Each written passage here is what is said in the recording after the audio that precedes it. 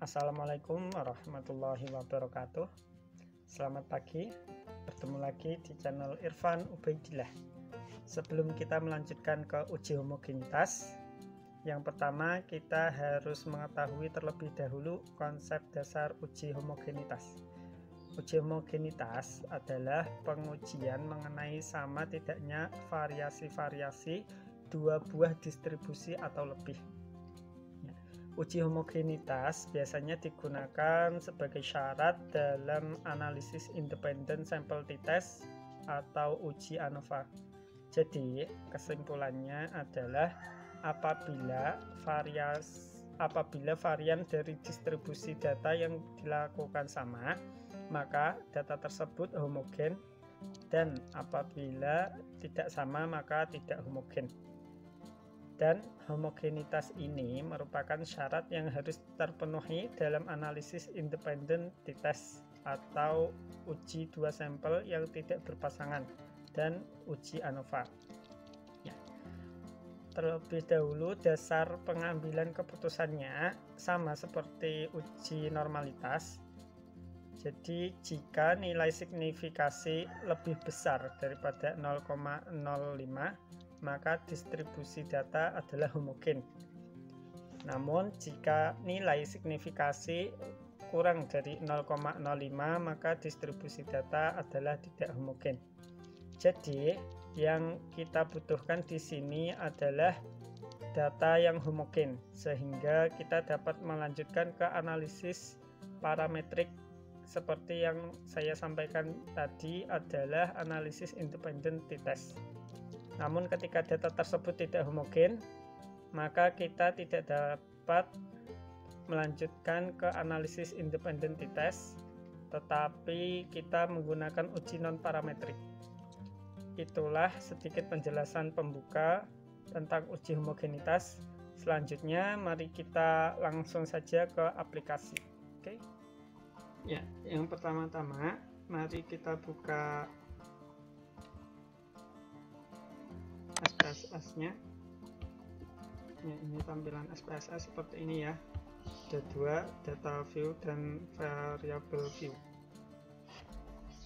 Kita pilih variable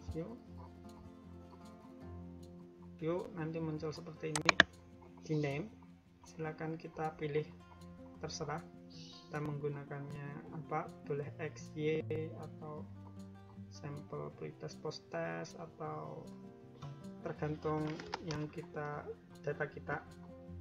Kalau saya ingin menggunakannya systolik, dan ini kita beri kode atau boleh kelas atau terserah, kita pilih kode. Nah, bedanya ini kurang lebih sama seperti yang normalitas, namun bedanya di sini untuk label kode bisa dipilih seperti ini ya. Jadi nanti untuk menentukan dua variasi berbeda,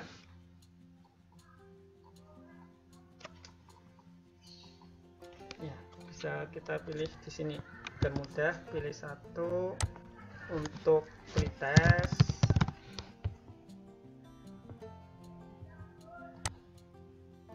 dan dua untuk posttest. Kita tekan enter dulu, lalu OK. Nah, nanti muncul seperti ini. Jadi nanti data pertama kita yang systolik nanti biarkan itu angka, dan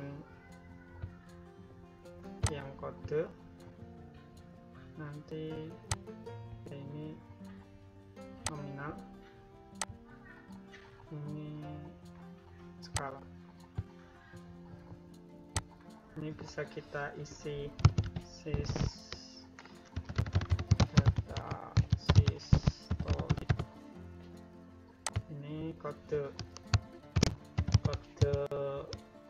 kodenya untuk membedakan mana yang pretest dan mana yang pretest, mana yang posttest.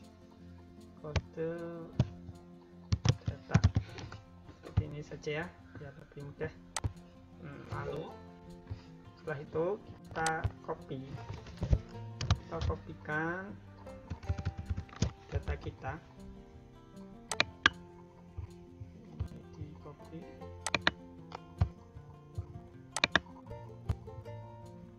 kita buka lagi SPSS-nya. Ya, ini systolic, lalu di paste.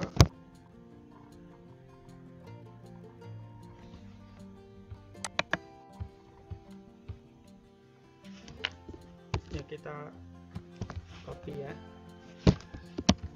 tadi pretest, sekarang post-testnya kita copy juga.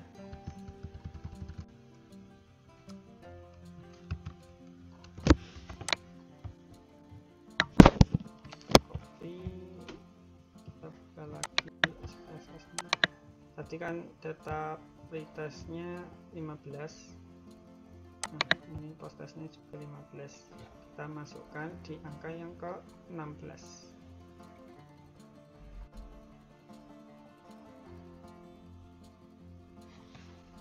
Nah, nanti muncul seperti ini ya. Tadi yang pretest kita ingat 1 sampai 15 dan post-test 16 sampai 30. Tadi kodenya berapa? Untuk yang pretest adalah kodenya 1, dan untuk yang post-test kodenya 2. Jadi kita bisa tulis di sini 1 semua sampai ke yang 15. Ini kelewatan 2 ya, disitu otomatis ya, karena tadi kita sudah menulisnya. Udah 30. Oke, selanjutnya kita tekan analyze, lalu kita pilih complement, lalu kita pilih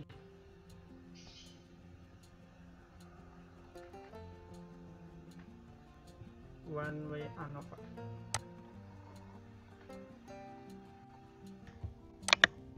Dan nanti akan muncul seperti ini ya. Nanti silakan kita masukkan data systolic tadi ke dependent list, dan kode data yang tadi ada pretest post-testnya kita masukkan ke faktor, lalu option kita pilih. Nah, di sini ada homogeneity of variant test, kita bisa centang, lalu continue dan oke. Nah, nanti akan muncul seperti ini.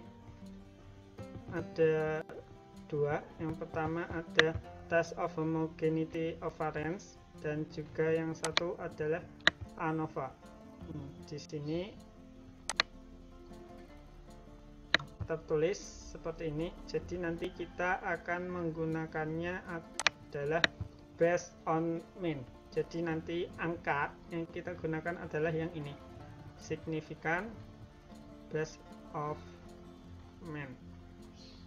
Jadi nilainya di atas 0,05. Ini nilainya 0,129, otomatis bisa kita sebut bahwa data tersebut homogen karena di atas 0,05 ya. Mungkin itu contoh yang homogen. Bagaimana jika kita memberikan contoh yang lain? Nah, ini ada contoh lain.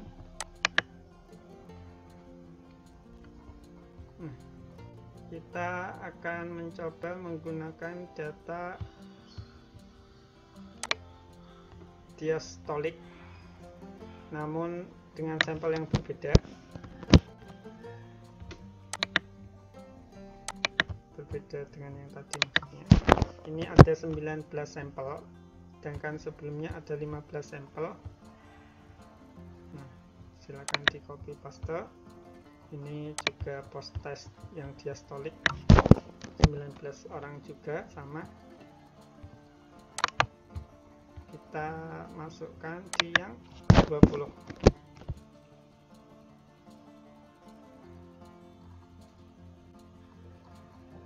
Nah, datanya sudah berubah ya.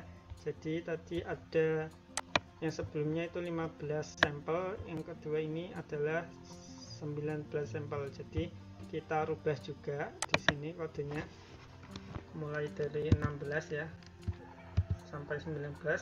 Selanjutnya ini juga kita tambahin juga.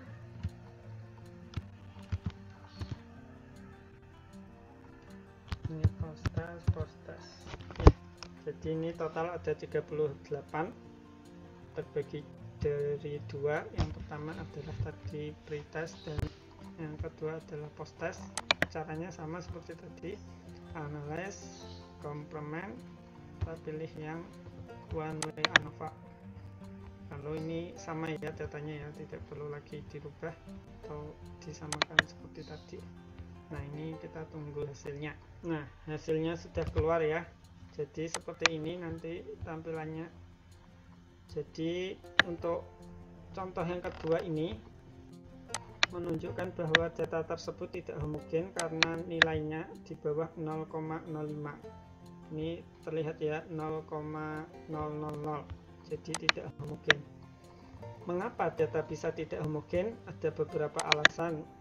Nih, kenapa data tidak homogen? Biasanya karena proses sampling yang salah, atau bisa jadi juga karena penyebaran atau pembagian kelompok eksperimen dan kontrol yang kurang baik.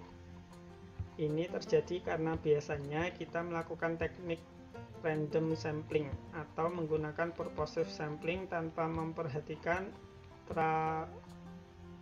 stratifikasi dan varian di dalam kelompok.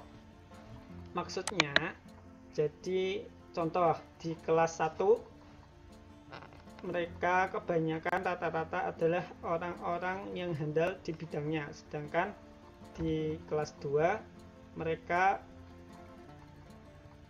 tidak handal dalam suatu tesnya, maka akan menimbulkan data tersebut variasinya tidak sama atau berbeda, karena yang satu ahlinya, yang satunya tidak ahli. Paham tidak maksudnya? Contoh di kelompok A, jadi di kelas A, contoh di kelas A memiliki siswa-siswa yang pandai, sedangkan di kelas B memiliki siswa yang kurang pandai. Jadi untuk pengambilan sampel harus sama, di kelas penyebaran sampelnya harus sama, jadi tidak boleh bertimpangan seperti itu. Lalu bagaimana jika data saya tidak homogen? Ya, jika sampel Anda tidak homogen, maka gunakan uji hipotesis yang non parametrik. Ya mungkin cukup sekian. Semoga bermanfaat. Baiklah, mungkin cukup sekian penjelasan dari saya. Semoga bermanfaat. Apabila ada yang salah dari yang saya jelaskan, mohon bisa dikoreksi di kolom komentar. Dan insya Allah akan saya perbaiki di video-video selanjutnya.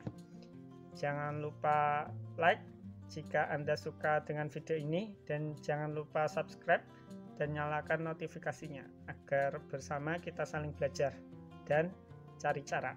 Karena dengan mencari mungkin kita akan mendapatkan cara. Ya, cukup sekian. Wassalamualaikum warahmatullahi wabarakatuh.